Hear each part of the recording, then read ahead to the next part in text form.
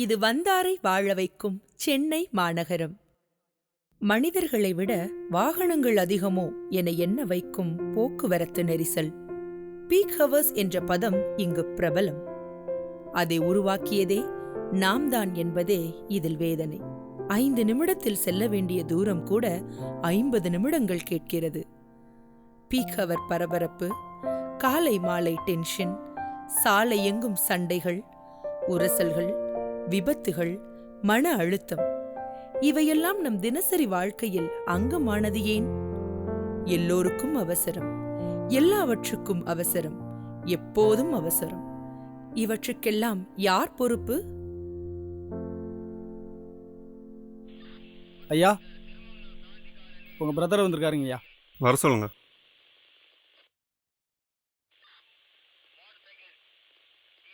ஹாய்ண்ணா. Come. உட்காருங்க. அண்ணா, இவங்க தான் என் ஃப்ரெண்ட் வனிதா. ஏற்கனவே சொல்லியிருக்கேன்ல. Hello sir. Hi. Documentary film maker. 2 wheeler drive பற்றி டாக்குமெண்ட்ரி ஒன்று பண்ண போகிறாங்க. டீட்டெயில்ஸ் நிறைய தேவைப்படுதான். ஸோ உங்கள் ஹெல்ப் கொஞ்சம் வேணும். Very good. நாங்களும் அவேர்னஸ்க்காக எவ்வளோ செஞ்சுட்டு தான் இருக்கோம். ஆனால் நல்ல ரிசல்ட் தான் இல்லை. Excuse me. ஹலோ. அதான் இன்டர்நெட் இருக்கே, அதில் தேடினாலே போதுமே. அது ஓகே சார். ஆனால் ப்ராக்டிக்கல் அனுபவம்னு இருக்குல்ல, அதை நீங்கள் தான் தொடங்கி வைக்கணும். ஓகே. நம்ம கவர்மெண்ட் சாலை விபத்து உயிரிழப்புகளை தடுக்க 21 கோடி ஒதுக்கி இருக்காங்களாமே.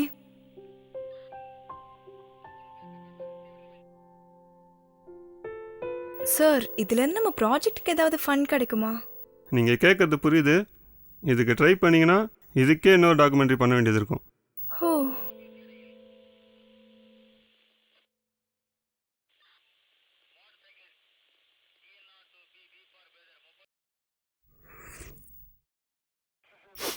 இது வரைக்கும் என்னென்ன டீட்டெயில்ஸ் கலெக்ட் பண்ணியிருக்கீங்க? பேசிக்காக ஒரு விஷயம் சார். இப்போ ரோட்ல ஒரு நிமிஷம். ஒரு கண்டிஷன். 100% என்னால் வெளிப்படையாக இருக்க முடியாது. ஆனால் சட்டத்துக்கு உட்பட்டு எல்லா உதவியும் பண்ணுறேன். ஓகே? Okay sir. இப்போ ரோட்ல ஒரு இடம் கூட பாக்கி இல்லை. வண்டியை எங்கே பார்த்தாலும் நிறுத்திட வேண்டியதுதான். ரோட்டுக்கும் பிளாட்ஃபார்முக்கும் வித்தியாசமே தெரியல. உன் ஏரியாவில் பார்த்ததை வச்சு சொல்கிற. ஒரு வாரம் டோட்டல் சிட்டியும் அப்சர்வ் பண்ணிட்டு வா. Okay sir, thank you. Bye. பாய்ண்ணா.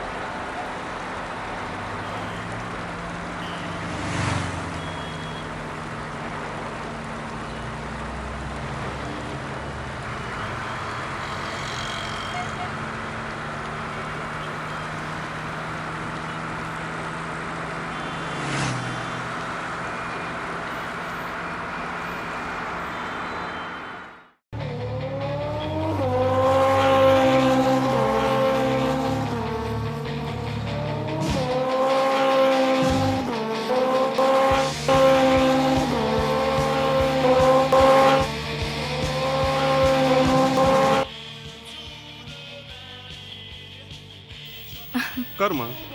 Thank you sir. நிற்கிற வண்டியில் இடித்து சாவறதும் பெடஸ்ட்ரியனோட கால உடைகம் தான் நம்ம ரேஸ். இது வெள்ளைக்காரன் ஆட்டம். அப்புறம் என்ன அப்சர்வ் பண்ணீங்க?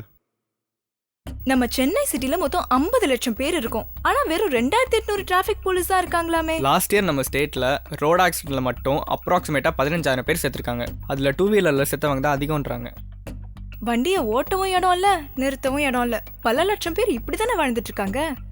வெள்ளைக்காரன் வண்டியை மட்டும் கொடுத்துட்டு போல, ஓட்டுறதுக்கு விதிமுறையும் சொல்லி கொடுத்துட்டு போயிருக்கான். அடிப்படை தகவல்கள். Basic information. MSM M mirror, S signal, M manoeuvre. வண்டியை ஸ்டார்ட் செய்ததும் ரியர் வியூ மிரர் பாருங்கள். சமிக்ஞை செய்யுங்கள். லாவகமாக 90 டிகிரியில் வாகனத்தை நேராக நகர்த்துங்கள். Blind spot. ஓட்டுநரின் பார்வை இல்லாத இடம் பிளைண்ட் ஸ்பாட். ஓட்டுநரின் பார்வை நேர் பார்வையாக 90 டிகிரியில் இருக்கும். பின்புறம் இருபுறமும் பார்க்க வாய்ப்பில்லை. அதற்குத்தான் இருபுறமும் பக்கவாட்டில் ரியர் வியூ மிரர் எல்லா வாகனத்திலும் பொருத்தப்பட்டுள்ளது. காரின் பிளைண்ட் ஸ்பாட், பைக்கின் பிளைண்ட் ஸ்பாட், ட்ரக்கின் பிளைண்ட் ஸ்பாட். Driving regulations. ஓட்டுதலின் ஒழுங்குமுறை. 10th schedule, motor vehicles act 1939. விதி எண் 1. ஒரு மோட்டார் வண்டியின் ஓட்டி முடிந்தவரை சாலையின் இடது கைப்புறம் பொருத்தமாக சென்று தமக்கு எதிர்ப்புறம் வரும் எல்லா வாகனங்களும் தனது வலது கைப்புறமாக செல்ல வழிவிட வேண்டும். சஜஷன்: 2 பாதைகள் இருந்தால் 2ஆவதிலும், 3 பாதைகள் இருந்தால் 3ஆவதிலும், 4 பாதைகள் இருந்தால் 4ஆவதிலும் பயணம் செய்யுங்கள்.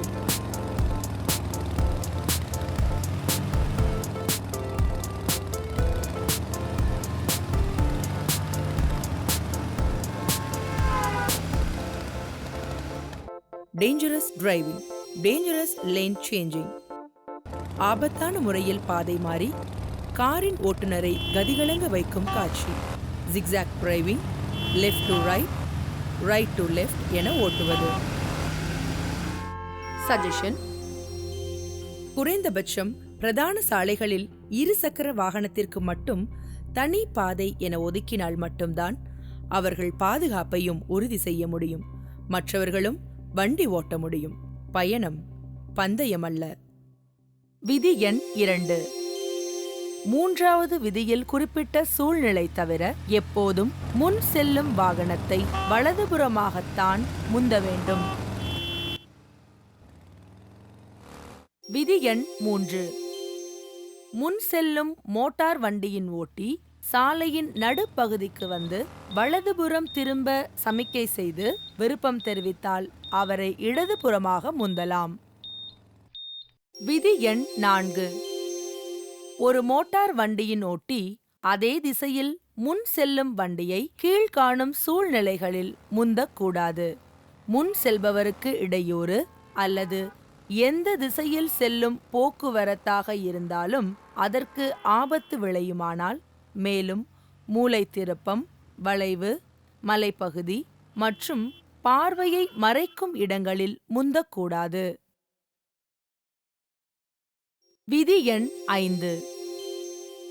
ஒரு மோட்டார் வண்டியின் ஓட்டி மற்றொரு வண்டி தம்மை கடக்கும் போதும் முந்தும் போதும் தன் வண்டியின் வேகத்தை அதிகரிக்கவோ அல்லது முந்துவதை தடுக்கும் வகையிலோ எதையும் எந்த வழியிலும் செய்யக்கூடாது. விதி எண் 6.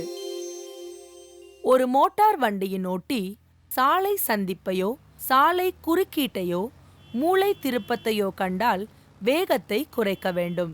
மேலும் அந்த சந்திப்பிலோ குறுக்கீட்டிலோ உள்ளவர்களின் பாதுகாப்பிற்கு ஆபத்து நேராத முறையில் செல்ல முடியும் என்று உணர்ந்தாலன்றி அதில் பிரவேசிக்க கூடாது. No police, no signals.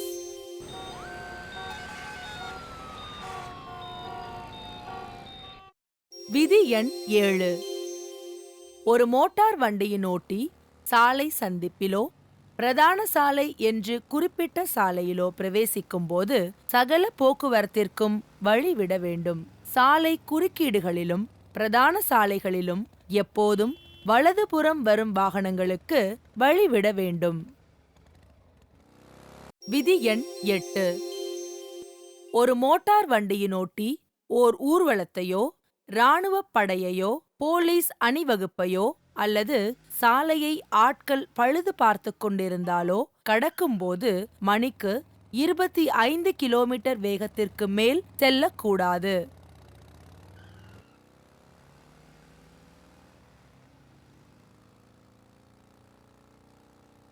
இடப்புறம் திரும்புதல். ஒரு மோட்டார் வண்டியின் ஓட்டி சாலையின் இடதுபுறமாக சென்று தாம் பிரயாணம் செய்யும் சாலையிலிருந்து பிரவேசிக்கும் சாலைக்கு இயன்ற வரையில் இடப்புறமாக திரும்ப வேண்டும். வலப்புறம் திரும்புதல்.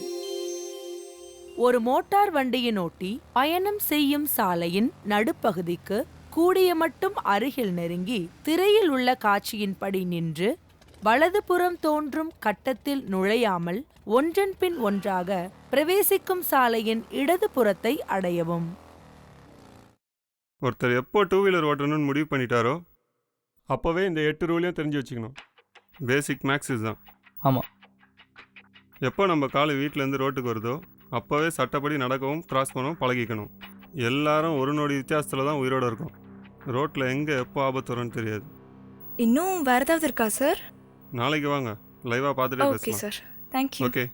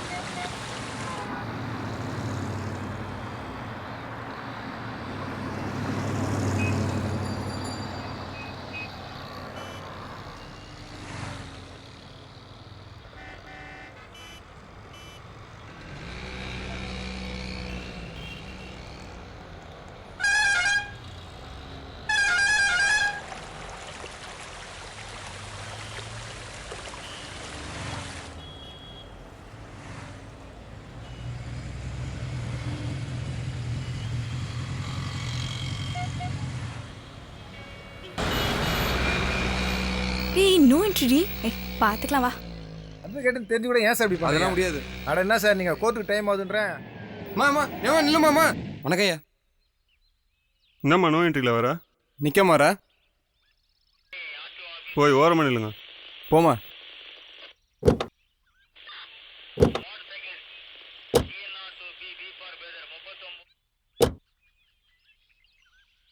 இங்கே என்ன நடக்குதுன்னு அப்சர்வ் பண்ணுங்க. ஏடிஐ ஸ்டேஷன் போயிருக்காருங்கய்யா. ஹெட் கான்ஸ்டபிள் நந்தன சிக்னலுக்கு டிராஃபிக் கண்ட்ரோல் பண்ண போயிருக்காருங்கய்யா. அப்புறம் இவர் மினிஸ்டரோட மச்சானா அவசரமாக போகணுங்கிறாரு. நிற்கவே தேவையில்லையே, போயிட்டே இருக்கலாம்ல. என்ன சார் எங்களெல்லாம் நிப்பாட்டுறீங்க? அண்ணனுக்கு ஃபோன் பண்ணவா? மனுநீதி சோழம் வாழ்ந்த நாட்டில் நீங்கள் அவரோட மச்சான் கழுத்தில் போர்டு எழுதி தொங்க விட்டுக்க வேண்டியது தானே? போங்க. சார் என்ன சார் இது லாயர்னு சொல்லி இவ்வளோ கொஸ்டின் பண்ணிட்டு இருக்கீங்க? சட்டம் போலீஸ்காரனுக்கு மட்டும்தான்ல, மீதி யாருக்கும் கிடையாது. போங்க சார், போங்க. நீங்கள் என்னப்பா? சார் இவன் நம்ம ஸ்டேஷன் சீனியர் ரேட்டோட பையன் சார். ஓ, நம்மளா? சரி, லைசன்ஸ் எடு. Sorry sir. Sorry sir. என்ன சாரி? லைசன்ஸ் எடுக்கிற வயசு கிடையாது. நோ என்ட்ரி வேறு. ஆர்சி புக் கேட்டால் அப்பாவை கூப்பிட்டு வருவா. உங்களெல்லாம் போங்கடா, போங்க. எங்கே சார் வேலை பார்க்குறீங்க? சார் குடிச்சிட்டு வேலைக்கு போறியா? இல்லை சார், முடிச்சுட்டு தான் குடிச்சிட்டு வரேன் சார். எனக்கு என்னோட வெட்டிங் டே சார். உன்னை நம்பி எத்தனை பேர் இருக்காங்க? 4 பேர் சார். நல்ல வசதியா? வேலை செஞ்சாதான் சார். எதனா ஒன்று ஆகிட்டா உன் ஒய்ஃபோட லைஃப்? ஒவ்வொருத்தன் தலையில் ஏறி இறங்கினா தான் பயப்படுவீங்களா? Sorry sir.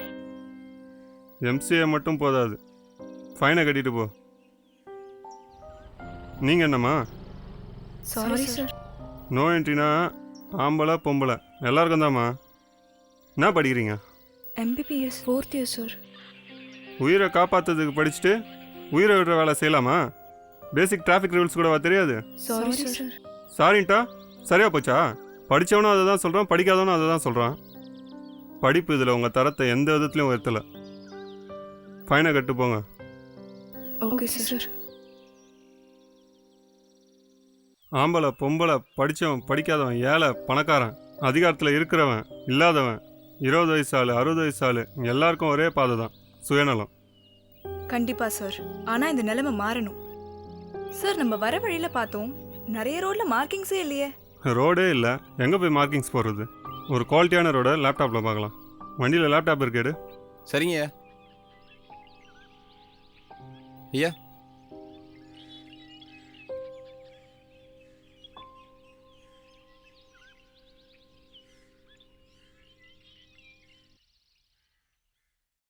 சாலை குறியீடுகள். சாலையின் நடுவில் போடப்படும் நேர்க்கோடு சாலையை வலது, இடது என பிரிக்க உதவுகிறது. அகலவாட்டில் போடப்படும் கோடு நிறுத்தக்கோடு, ஸ்டாப் லைன். எடுத்துக்காட்டு, சிக்னல் முன்பாக. அதன் தொடர்ச்சியாக போடப்படும் ஜீப்ரா கோடுகள் பாதசாரிகள் சாலையை கடக்க உதவுகிறது. சாலை குறியீடுகள் பல வகையான தகவல்களையும் பல வகையான வழிகளையும் குறிப்பிட்ட சூழலில் சாலைகளை புரிந்து கொள்ள உதவி செய்து பாதுகாப்பை உறுதி செய்கிறது. பாதை ஒழுக்கம் மிகவும் முக்கியமானது. சிக்னல்ஸ், மின்விளக்கு சமிக்கைகள். உலகம் முழுவதும் சிகப்பு நிறம், மஞ்சள் நிறம், பச்சை நிற விளக்குகளை மாறி மாறி காட்டுவதன் மூலம் சாலையை பயன்படுத்துவோர்கள் நின்று சரியான பாதையில் செல்லும் ஏற்பாடாகும். வழக்கமான வண்ண வரிசையில் பச்சை நிற விளக்கு எரியும் போது செல்லலாம். அது குறிப்பிட்ட திசையை காட்டினால் அந்த திசையில் செல்லலாம். மஞ்சள் நிற சிக்னல் விளக்கு பச்சை நிற விளக்கிலிருந்து சிகப்பு நிற விளக்கிற்கு மாறப்போகிறது என எச்சரிக்கை செய்கிறது. ஓட்டுநருக்கு ஓட்டுநர் அந்த சூழ்நிலைகளில் செயல்படும் விதம் மாறுபடுகிறது. பாதுகாப்பு என்று நினைப்பவர்கள் கடந்து விடுகிறார்கள். ஆபத்து என்று நினைப்பவர்கள் நிற்கிறார்கள். மஞ்சள் நிற விளக்கு அணைந்து அணைந்து எரிந்தால் எச்சரிக்கை செய்கிறது என்று பொருளாகும். நிலையான சிகப்பு நிற விளக்கு எரிந்தால் செல்லக்கூடாது என்று பொருளாகும். அணைந்து அணைந்து எரியும் சிகப்பு நிற விளக்கு நின்று செல் என்று பொருளாகும். பச்சை நிற விளக்கு வருவதற்குள் சிறிது சிறிதாக வாகனத்தை நகர்த்தி மற்ற திசையில் வருபவர்களுக்கு தொந்தரவு செய்யக்கூடாது. இருசக்கர வாகனத்திற்கு என தனியாக சிக்னல் தந்தால் மிக மிக பாதுகாப்பாகவும் நன்றாகவும் இருக்கும். ரோட் சைன்ஸ், சாலை சின்னங்கள். நம்முடன் மொழி இல்லாமல் பேசுபவை சின்னங்கள். சின்னங்களை 3 வகையாக பிரிக்கலாம். உத்தரவு சின்னம், எச்சரிக்கை சின்னம், தகவல் சின்னம். இதில் உத்தரவு சின்னத்தை மீறினால் தண்டிக்கப்படுவீர்கள். மற்ற சின்னங்கள் 2ஐயும் மனதில் வைத்துக் கொண்டால் பாதுகாப்பை உறுதி செய்து கொள்ளலாம். உங்கள் திரையில் தோன்றும் இந்த 4 உத்தரவு சின்னங்களையும் சரியாக பயன்படுத்தினால் உலகில் உள்ள எந்த நகரமாக இருந்தாலும் 70 முதல் 80% போக்குவரத்து நெரிசலை சரி செய்துவிடலாம். பிளாட்ஃபார்ம்ஸ், நடைபாதைகள். போக்குவரத்து வல்லுநர்களின் கூற்றுப்படி சாலையின் இரு மருங்கிலும் குறைந்தபட்சம் 1.5 மீட்டர் நடைபாதை இருக்க வேண்டும். டேஷிங் கார் விளையாடி இருக்கீங்களா? இதில் பார்க்கலாம்.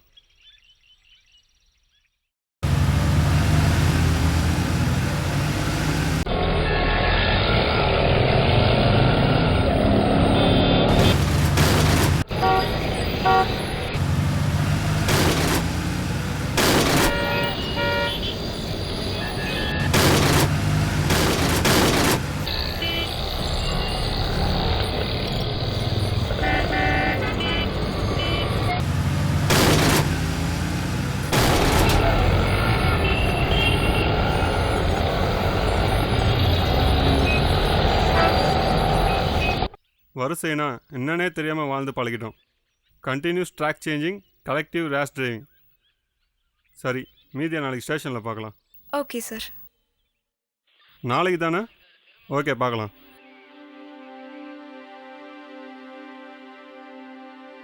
இது வரைக்கும் ஆக்சிடென்ட் தானே பார்த்துருக்க? அதுக்கப்புறம் வர பிரச்சனை என்னன்னு இன்னைக்கு அப்சர்வ் பண்ணு. Okay sir. ஓகே, கொஞ்சம் வெயிட் பண்ணுங்க மேடம், இந்த கேஸை முடிச்சுட்டு வந்துடுறேன். என்னாச்சுமா? அன்னைக்கு தான் என் குழந்தையோட பிறந்தநாள். அபர்ணா குட்டிக்கு கேக் வேண்டது நீ 4 கேக்கு, சரியா? Mummy cake. கொஞ்ச நேரம் வெயிட் பண்ணுமா, டாடி வந்துட்டோம். என்னம்மா தம்பி மட்டும் வந்திருக்காப்ல? வீட்ல அப்பா அம்மாலாம் வரலையா? வந்துட்டே இருக்காங்க மாமா, 15 மினிட்ஸ்ல வந்துருவாங்க. சரி சரி. குட்டி ஃபோன்டா. Hi daddy. ஹலோ டாடி, அங்க இருக்கீங்க? சீக்கிரம் வாங்க, கேக் வெட்ட டைம் ஆச்சு. ஹலோ யாரு? இருங்க, மம்மி கிட்ட கொடுக்குறேன். ஹாய் செல்லக்குட்டி. ஹலோ, யாருங்க? இன்சூரன்ஸா? எத்தனை முறைங்க சொல்கிறது இன்சூரன்ஸ்லாம் வேணான்னு? தயவு செஞ்சு டிஸ்டர்ப் பண்ணாதீங்க, ஃபோனை வைங்க.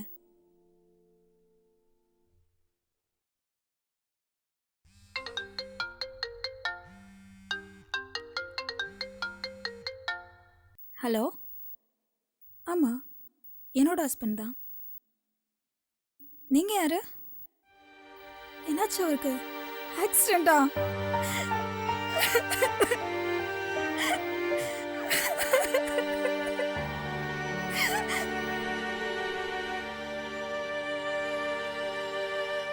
என் குழந்தையோட பிறந்தநாளே என் ஹஸ்பண்டோட லாஸ்ட் நாள் ஆயிடுச்சுங்க. பறிகொடுத்தவங்களுக்கு தான் உயிரோட வலியும் வேல்யூவும் தெரியும். ஒரே நாள்லயே என் வாழ்க்கை இருண்டு போச்சு. எல்லா உறவுக்கும் இந்த உலகத்துல ஆல்டர்னேட் இருக்கு, ஆனா இந்த உறவுக்கு? சார், இந்த கேஸ்ல சட்டம் என்ன சொல்லுது? நீங்களே கேளுங்கம்மா. மேடம், இன்ஸ்பெக்டர் ரிலேட்டிவ், கொஞ்சம் ஹெல்ப் பண்ணுங்க. Hello madam. Hi madam. Hello madam, இந்த கேஸ்ல சட்டம் என்ன சொல்லுது? கேஸ் கோர்ட்டுக்கு வரவே எவ்வளோ நாள் ஆகும்னு தெரியாது.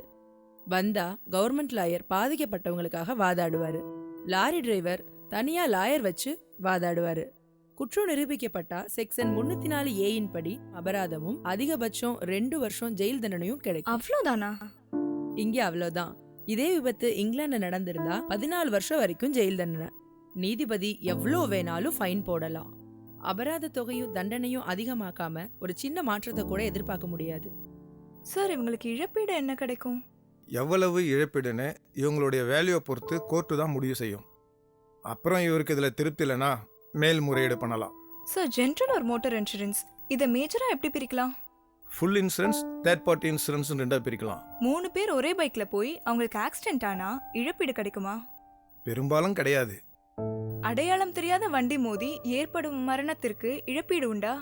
கிடையாது. ஹஸ்பண்ட் அண்ட் ஒய்ஃப் குழந்தைங்களோட ஒரே வண்டியில போய் ஆக்சிடென்ட் ஆனா அதுக்கு இழப்பீடு கிடைக்குமா? 5 வயசுக்கு கீழே இருந்தா இழப்பீடு உண்டு. லைசென்ஸ் இல்லாம இல்லனா லைசென்ஸ் எக்ஸ்பயர் ஆகி ஆக்சிடென்ட் ஆனா அதுக்கு இழப்பீடு கிடைக்குமா? ஃபர்ஸ்ட் இன்சூரன்ஸ் கம்பெனி கொடுக்கணும், பிறகு வாகன உரிமையாளர்கிட்ட இருந்து வசூலிக்கணும்ன்றது கோர்ட்டுடைய கைடன்ஸ். சாதாரண கூலி தொழிலாளி விபத்துல இறந்தா அவங்களுக்கு மினிமம் வேல்யூன்னு ஏதாவது இழப்பீடு கிடைக்குமா? 4500 ரூபான்னு ஃபிக்ஸ் பண்ணியிருக்காங்க. அதில் 1/3 மெயின்டெனன்ஸ்க்குன்னு மைனஸ் பண்ணிவிட்டு மீதியை 12ஆல் பெருக்கி அதில் வர்ற அமௌண்ட்டை அவருடைய வயசு அப்புறம் அவரை சார்ந்திருக்கவங்க எத்தனை பேருன்னு கணக்கிட்டு தீர்மானிக்கப்படுது. கவர்மெண்ட் பஸ்ல மோதி இறந்தா ஏதாவது இழப்பீடு கிடைக்குமா? டிரான்ஸ்போர்ட் கார்பரேஷன்லேயே கொடுத்துருவாங்க. குடிச்சிட்டு வண்டி ஓட்டினா? Not eligible. ரோட்ல இருக்கிற மரத்துலயோ இல்ல நடு செவத்துலயோ மோதி இறந்தா அவங்களுக்கு இழப்பீடு கிடைக்குமா? ஓட்டுறவங்களுக்கு கிடையாது, பட் பின்னாடி உட்காந்துட்டு போறவங்களுக்கும் உண்டு. வருஷம் இவ்ளோ பேர் இறக்குறாங்களே, ஏதாவது ரிசர்ச் பண்ணிருக்கீங்களா? அதெல்லாம் உயர் அதிகாரிகளை தான் கேட்கணும். இவ்ளோ சீரியஸான விஷயத்தை பத்தி ஏதாவது பிரச்சாரம் இல்லனா விழிப்புணர்வு செஞ்சிருக்கீங்களா? சார், ஆயுள் காப்பீடை எப்படி கிளைம் பண்றது? ஜெனரல் இன்சூரன்ஸை பொறுத்த வரைக்கும் பாதிக்கப்பட்டவர்கள் யாரோனாலும் கிளைம் பண்ணலாம். ஆனா லைஃப் இன்சூரன்ஸ்ல காப்பீடு செய்திருந்தால் மட்டும்தான் கிளைம் பண்ண முடியும். உயிர் இழப்பீட எந்த பாலிசியாலும் தர முடியாது. ஆனா சரியான பாலிசி எடுத்திருந்தால் மட்டும்தான் விபத்து காப்பீடும் ஆயுள் காப்பீடும் சேர்ந்து கிடைக்கும். எங்க ஏஜென்ட்டை பார்த்தாலே ஓடுறாங்களே. Anyhow, thank you so much, sir. Okay madam. என்னம்மா, உன் டாக்குமெண்ட்டுக்கு தேவையான இன்ஃபர்மேஷன்லாம் கிடைச்சதா? எல்லா விஷயமும் கிடைச்சிருச்சு. ரொம்ப தேங்க்ஸ் சார். நீங்க இல்லனா கண்டிப்பா இந்த விஷயம் இவ்ளோ ஈஸியா முடிஞ்சிருக்காது. ஓகேம்மா, ஆல் தி பெஸ்ட். நல்லபடியாக பண்ணுங்க. Thank you sir. உலகிலேயே சாலை விபத்து மரணங்களில் முதல் இடம் பிடிக்கும் நாடு நமது இந்தியாதான். எந்த பயமும் இல்லாம, குறிப்பா மரண பயம் இல்லாம தினசரி மரண விபத்தை பார்த்தும் படிச்சும் இவ்வளவு முரட்டுத்தனமா வண்டியை ஓட்டுறாங்களே, உளவியல் ரீதியா உங்களோட கருத்து? வேர்ல்டுலேயே ரோடு ஆக்சிடென்ட் டெத்தில் பார்த்தீங்கன்னா இந்தியா தான் நம்பர் 1. லாஸ்ட் இயர் பார்த்தீங்கன்னா மோர் தென் 1,35,000 பீப்புள் ரோடு ஆக்சிடென்ட்னால இறந்துருக்குறாங்க. இந்தியாவில்னு எடுத்துக்கிட்டிங்கன்னா தமிழ்நாடு தான் பார்த்தீங்கன்னா ரோடு ஆக்சிடென்ட் டெத்தில் முதலிடம் வகிக்கிறது. அப்ராக்சிமேட்டாக லாஸ்ட் இயர் 15,000 பீப்புளுக்கு மேலே இறந்துருக்குறாங்க. விபத்துக்கள் எப்பவுமே பார்த்தீங்கன்னா தானாக நடக்கலை, நாம தான் உருவாக்குறோம். இதுக்கு முக்கியமான காரணம் என்ன அப்படின்னு பார்த்தீங்கன்னா டிரைவிங் ரெகுலேஷன், அதில் இருக்கக்கூடிய ரூல்ஸுகளை மீறதுனால தான். இதை பற்றின ஒரு ஆழமான ஆராய்ச்சியோ இல்லை அக்கறையோ இருக்கிறதா எனக்கு தெரியல. நார்மலாக பார்த்தீங்கன்னா டிரைவிங் ரோட்டில் ட்ரைவ் பண்ணுறவங்க பார்த்தீங்கன்னா அவங்க ட்ரைவ் பண்ணுறதாவே ஃபீல் பண்ணுறது இல்லை. அவங்க என்ன பண்ணுறாங்க அப்படின்னு பார்த்தீங்கன்னா ஒரு பந்தயத்தில் போகிற மாதிரி போகிறாங்க. According to WHO, world health organisation, அவங்க ஒரு டேட்டா பப்ளிஷ் பண்ணியிருக்கிறாங்க. அந்த டேட்டாவில் என்ன சொல்கிறாங்க அப்படின்னு பார்த்தீங்கன்னா age between 15 to 44 the road death accident மூலிமா வந்து ஒருத்தர் இறக்குறாங்க அப்படின்னு பார்த்தீங்கன்னா அது 59% வந்து இந்த ஏஜ் குரூப்பில் இறக்குறாங்க. இதில் அதிகமான யார் இறக்குறாங்கன்னு பார்த்தீங்கன்னா 77% ஆஃப் த மேல், அதாவது மென்ஸ் வந்து டையிங் டியூ டு ஆக்சிடென்ட்.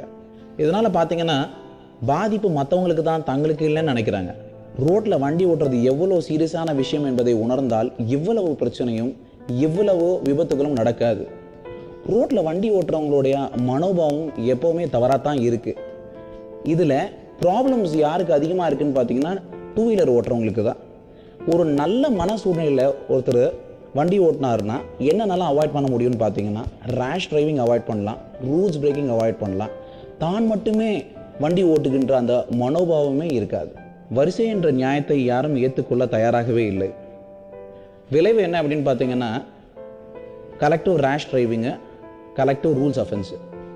நார்மலாக வீட்டில் இருந்து ஆஃபீஸ்க்கு நம்ம போகும்போது பார்த்தீங்கன்னா ஒரு 1/2 கிலோமீட்டர் கூட நம்ம நிற்காமல் போக முடியாது. பிகாஸ் என்னன்னு கேட்டிங்கன்னா டிராஃபிக், அவ்வளோ டிராஃபிக் இருக்குது. நார்மலாக பார்த்தீங்கன்னா chain scratching, house theft, road accident, it can happen to anybody at any time. எத்தனை பேர் நம்ம இதை ஏற்றுப்போம் அப்படின்னு பார்த்தீங்கன்னா யாருமே ஏற்றுக்க மாட்டோம். சிக்மண்ட் ஃப்ராய்ட் தியரியில் என்ன சொல்லியிருக்காரு அப்படின்னு பார்த்தீங்கன்னா மனித மனம் நம்ம மறிக்கிறது.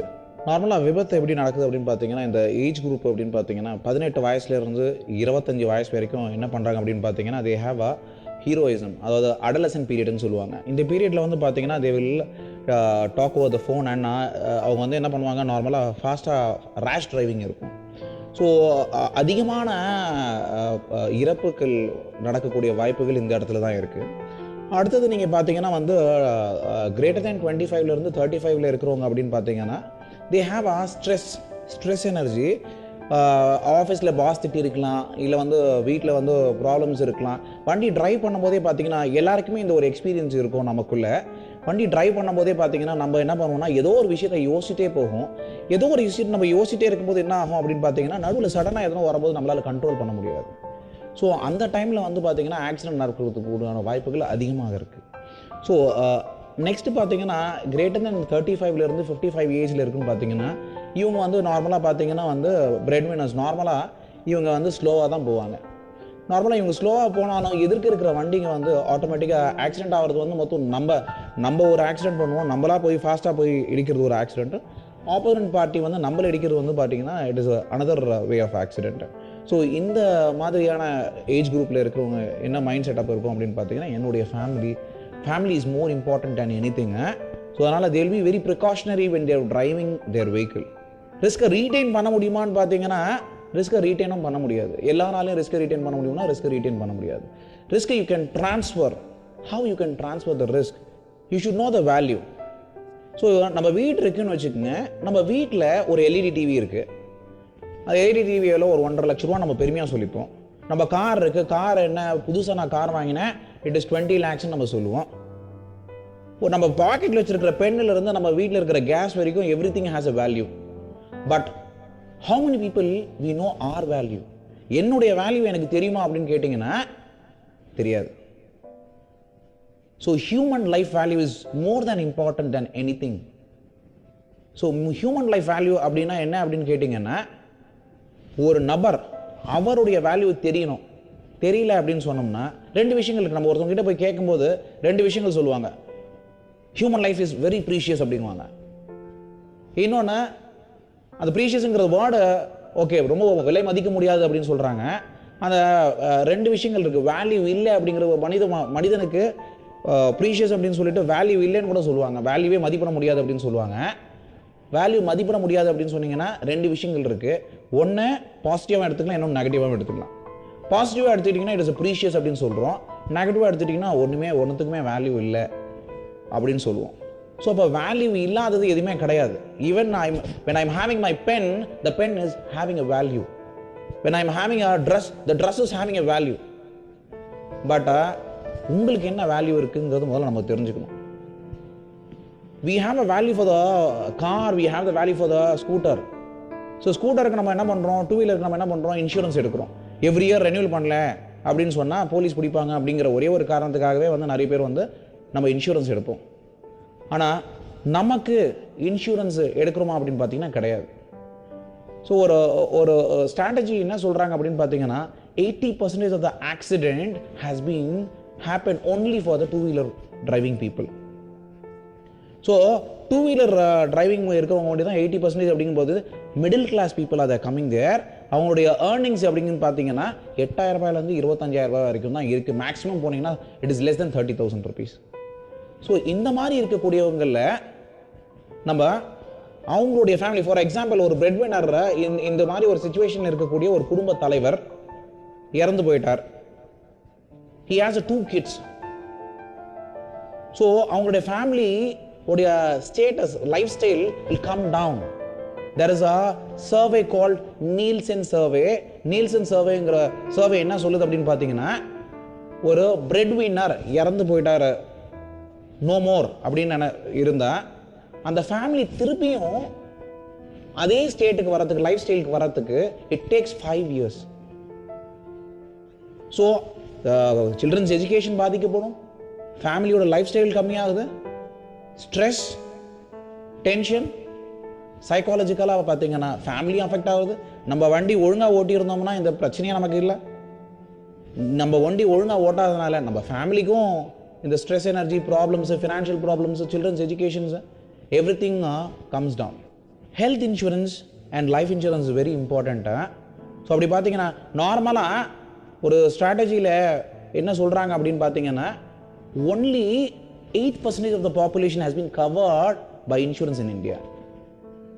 ஸோ ஒவ்வொருத்தரும் பார்த்தீங்கன்னா ஒரு அட்லீஸ்ட் பேர் மினிமமாக கன்ஃபார்ம் 2 lakhs வந்து ஹெல்த் இன்சூரன்ஸ் தேவைப்படுறது. ஒரு அட்லீஸ்ட் ஒரு 5 lakhs பார்த்தீங்கன்னா ஒரு ஹெல்த் இன்சூரன்ஸ் லைஃப் இன்சூரன்ஸ் தேவைப்படுறது. ஒரு 2 lakhs பார்த்தீங்கன்னா ஹெல்த் இன்சூரன்ஸ் தேவை. அட்லீஸ்ட் ஒரு 5 lakhs பார்த்தீங்கன்னா லைஃப் இன்சூரன்ஸ் தேவை. ஸோ 5 lakhsங்கிறது வந்து பார்த்தீங்கன்னா ரொம்ப meagre, it is very meagre amount. But ஆக்சுவலாக பார்த்தீங்கன்னா whatever the money you earn, the gross salary you earn into 20 times you have to take an insurance. So அப்படி எடுக்கும்போது தான் பார்த்தீங்கன்னா உண்மையாகவே உங்களுடைய ஃபேமிலி வந்து பாதுகாக்கப்படும். So gross salary of 20 times அப்படின்னு பார்த்தீங்கன்னா it will come அட்லீஸ்ட் ஒரு 10 to 25 lakhs வருது அப்படிங்கும்போது you have a insurance called term insurance that anything goes wrong and the bulk amount, it is very lesser premium and you get a more higher returns. So anything goes wrong, this bulk amount will be given to your family. ஒரு huge, இந்த 25 நீங்கள் yearly வந்து 6,000 ரூபாய் கட்டுறீங்க, 25 lakhs உங்களுக்கு கிடைக்கு, something கோஸ் wrong, 25 lakhs உங்களுக்கு family கிடைக்குதுன்னா அந்த 25 lakhs they can deposit in anywhere which gives a very good returns. அதிலிருந்து அவங்க they can survive. அப்போது பாயிண்ட் நம்பர் 1, லைஃப் ஸ்டைல் கம்மியாகாது, சில்ட்ரன்ஸ் எஜுகேஷன் பாதிக்கப்படாது, family life styles will be remain same. So there is no mental stress for anybody. So நார்மலாக நம்ம பார்த்தோம் அப்படின்னு பார்த்தீங்கன்னா இதுக்கு மெயின் என்ன பண்ணணும் அப்படின்னு பார்த்தீங்கன்னா, you should have a concentration. You should concentrate while you're driving it. So you should think your family and always think wise and drive nice. Drive with care and response, alert and avoid accident always. Freud pointed out long ago that the mind will not even accept the remote possibility of anything unpleasant happening to the body. ஒரு தேசம் தன் முகத்தை பார்த்து கொள்ளும் கண்ணாடி அதன் சாலைகளே. இனி வரும் 24 மணி நேரமும் இனிமையாகவும் பாதுகாப்பாகவும் பயணம் செய்வோம். சட்டத்திற்கு கீழ்ப்படிவோம்.